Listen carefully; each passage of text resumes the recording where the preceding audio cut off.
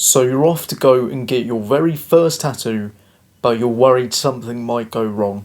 So that's why I'm here today to give you my advice on what to do when getting your first tattoo. Now, I know from this angle it looks like I don't have any tattoos. I do have a full sleeve. I have a couple on my right arm, a couple on my legs, a big chest piece. So I do actually have quite a bit of experience with tattoos. So with that being said, let's get into the video. First of all is the age of consent. Now in the UK you have to be 18 years old to go and get a tattoo. I believe there's certain parts of America and other parts of the world where you can be 16 or 17, but you have to get parental consent. In the UK though, you have to be 18 regardless, and you have to be able to provide photo ID. Whether that be a driver's license or a passport, you have to give a documentation that has been given to you from the government to say that you are legally recognised as an adult in the UK. So just bear that in mind, because if you're 17 and you're so very close to being 18, even with parental consent, you're not going to get tattooed.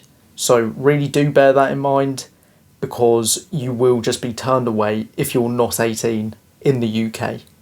So next, I want to talk about tattoo regret. There's a couple aspects to think about. First, people will say, it's ruining your body, you're going to regret it. The reason most people regret tattoos is because they've probably either gone abroad and spent like 20 quid to get one. The sanitary conditions just won't be met. It's the same as going to a mate's house with a tattoo gun. Sanitary conditions just won't be met. So don't be surprised if your tattoo becomes infected, because you've either tried to really go cheap or you've gone to a mate's house. It's just not going to end well for you. Second aspect of tattoo regret, it is when you try and get a tattoo to impress other people. This is one of the biggest factors for tattoo regret, especially in couples, when one will get, say, a key, the other will get a lock. I personally think just avoid all that. Always get tattoos that are personal to you, because anything that happens between you, if you split up, then you just end up with a key and you have to try and explain why you have a key on you. So don't do it, because it's just rather silly in my opinion. The big way to avoid tattoo regret, in my opinion, once you have a design, think about it for 6 months. Now, you may say that 6 months is a long time, but you have to remember tattoos are permanent. There's a couple ways to get rid of them. Cover-ups, but with cover-ups, if your tattoo's too dark, you're probably just going to have to get a blackout, because it's very hard to actually cover up a very dark tattoo. And then secondly, laser removal, very expensive, not something you really want to do. So just think about it for 6 months, because 6 months is actually quite a short period of time, especially if it's going to be on you for say 60 or 70 years. The 6 month wait is definitely worth it to avoid tattoo regret. Before I move on to my next piece of advice, comment down below what your first tattoo was. I would love to hear what you got as a first piece, because I also just love listening to what started a tattoo obsession. Now that I've spoken about the age of consent and tattoo regret, I want to talk about placement. Now, I could have put this in tattoo regret, but I wanted to have its own segment. And when I say let's talk about placement, it's more about where not to get tattoos. So for me personally, I will never get face, neck or hand tattoos. The reason I say that is because a lot of places just won't employ you. It's very unfortunate, but the first thing humans do is we judge people based on looks. Whether people say don't judge a book by its cover, it's what we instinctively do. Face and neck tattoos are very much associated with gangs and criminals. So if you're in a customer facing business, you probably won't be employed. Your chances of getting employed will be massively decreased. If you work for yourself, then go ahead because obviously you're employing yourself. If you work in, say, social media, people will be far more accepting of it. If you're a tattoo artist, you can definitely get away with it. But any sort of customer facing jobs, you will most likely get turned away if you have face and neck tattoos. Hands are a little bit more lenient because you can sort of cover them, but for most of the time, don't get a face or neck tattoo unless you know that it's not going to affect your employment opportunities. So I'll briefly talk about the pain of tattoos because I've just spoken about placement.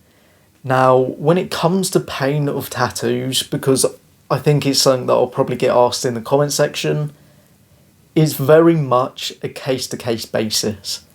And why I say this is because when I had my chest done, I actually found it to be one of the least painful places, but a lot of people say the chest is one of the worst places to get tattooed. So pain tolerance is so very much an individual case that I can't tell you if it's going to hurt you or not. It's something you just have to experience. If I was to describe the pain, I always describe it as a dirty pain. And it's almost like when you scrape your knee, but imagine that for hours and hours on end. That is how I would describe the pain of a tattoo. And anyone that says it's not painful is 100% lying, because I actually have quite a high pain tolerance. But if you want to see someone scream, then get them to get their elbow tattooed, because I'm telling you now, that was genuinely one of the worst pains of my life. Getting this part done, it was so disgusting. There was a lot of swearing. I'm not going to lie, there was quite a bit of swearing. And it's just something you have to do to get through the pain. But the pain can be just incredibly excruciating. But for the most part, pain is just bearable when it comes to getting tattoos. So the next topic that I'm going to talk about is arguably the most important one in my opinion, and that's finding the right artist. So I'm actually very fortunate. I have 3 incredibly talented and very nice artists, because you have to remember you're going to spend a very long time with these people. For me, I've spent 40 plus hours getting tattoos. So with that in mind, you have to realise that the person that's tattooing you, you sort of have to get on with them, because otherwise it's just not going to be a fun experience for either of you. There's 3 big aspects of finding the right artist. First of all is, what style do they do? The reason I say this is because don't go to an artist who does ultra realism and ask them for a traditional tattoo, because they're probably just going to say no. The reason they'll say no is not because they don't want your money, it's because they genuinely want you to have a tattoo that you're going to love. If they do a piece for you and then you say, oh, I don't really like this because it's not exactly how I wanted it, it's going to ruin their reputation, and that's not what they want. So to look through people's styles, go on Instagram, go on Facebook. The tattoo parlour itself might have a profile on them. That's what my tattoo parlour does. They have a profile on each person, and then they also have a portfolio of their work. It's the best way to find out what style the tattoo artist does. The second part of finding the right artist is, do they actually have a good reputation? So for the artist that I went to, I was recommended from a friend, and now I recommend them to my friends because it's just a really calm and chilled environment. They're really nice people, so it makes it a really enjoyable experience overall. The third part of finding the correct artist is you're finding someone that you trust.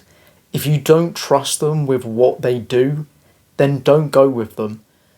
I would always recommend a consultation before you get any tattoo, because then you get to see what they're like as a person, and it can help you massively whether you think you're going to get along. Because as I said previously, I've spent 40 plus hours getting tattooed, and you have to get along, because otherwise it will just be an unbelievably bad experience for both of you. So now that you've found the artist you'd like to get a tattoo from, let's talk about the cost. Now, tattoos are not cheap by any means, but there are a couple factors that will dictate how much you're paying.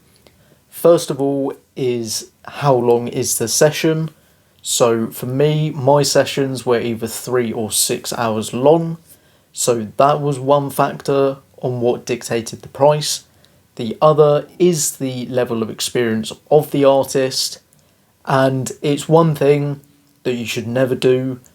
Don't haggle on the price. If they offer you a price, then that's different. But don't try and say, oh, I'm a bit tight on money this month, can I have it cheaper? Don't ever haggle. The price is the price for a reason. It's because of their experience. So if you are looking for a cheaper tattoo, look for a slightly newer tattoo artist, because they probably will charge less. A more experienced will charge more, but rightly so, because that's just what happens in the business of tattooing. Now into the fun part of actually getting your first tattoo is leading up to the day. I would say stay hydrated. It makes your skin a lot easier to work on. The night before, definitely get a good night's sleep, because it's actually a very tiring experience.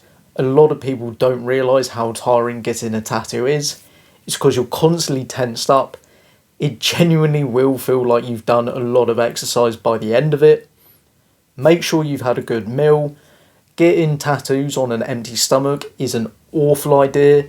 You'll most likely throw up or pass out, one or the two.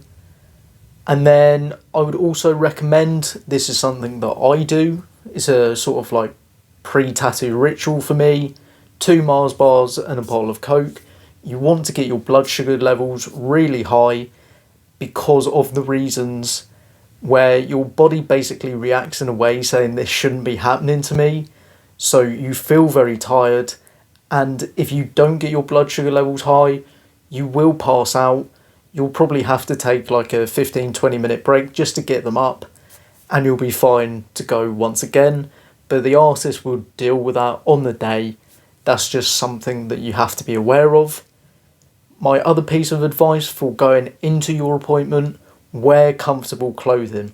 Now, the reason I say this, if you're going to be in an awkward position for up to 6 hours, you definitely don't want to be uncomfortable, because you're going to be in pain.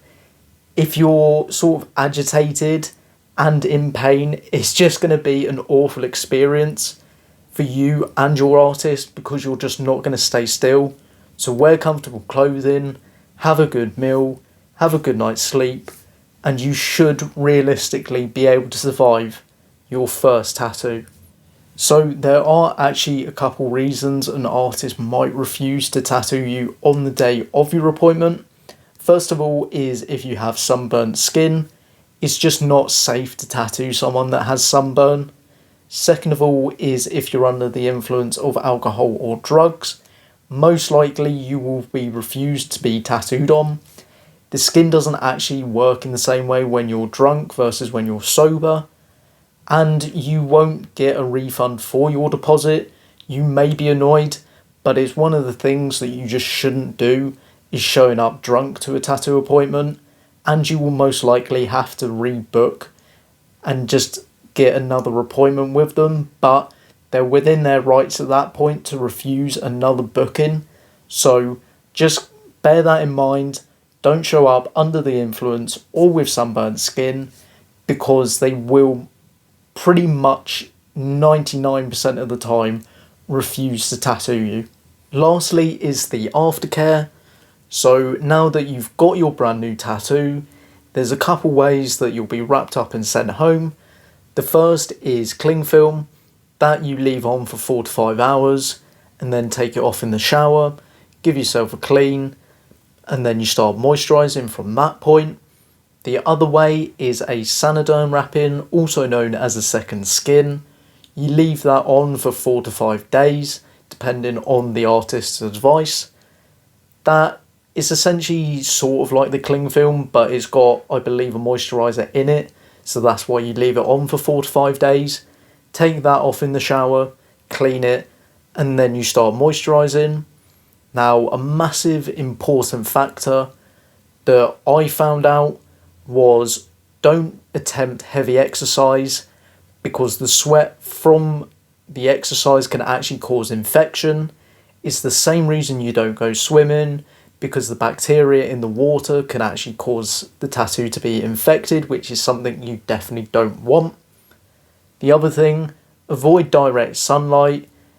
It will hurt like no tomorrow, but it can also permanently damage your skin, but also the tattoo. So as you've just paid a lot of money, avoid direct sunlight. Don't do heavy exercise for about 2 weeks. Don't go swimming. So if you enjoy exercise and live a healthy lifestyle, you'll have to avoid heavy exercise just for a couple of weeks. It's quite insignificant for how long you're going to actually have it. So definitely do that. Now, when it comes to moisturising, moisturise every 2 to 3 hours. Now, this is the product that I use. In the UK, this is Palmer's Cocoa Butter. A bottle this size lasts me like 10 to 12 tattoos. This is a 250ml bottle. Now, I do want to say that I'm not getting paid to promote this. It's just what I've used for all my tattoos. Now, you should listen to what your artist suggests. I'm just telling you that this is the product that I've used for all mine, and they've all healed perfectly fine. So, do listen to your artist, but this is just my recommendation personally. There you have it. So now that you've listened to my advice on getting your first tattoo, I hope you feel a lot more confident about getting your first tattoo. Now, I just want you to remember, these are my experiences, so don't take them as gospel, but do take it as a helpful guide, because for me, I want you to have as good an experience for your first tattoo. Even if it's not your first tattoo, maybe you've picked up something new from this video. If you have, drop a like, hit that subscribe button, it'll be much appreciated. But for now, I'll see you in the next one.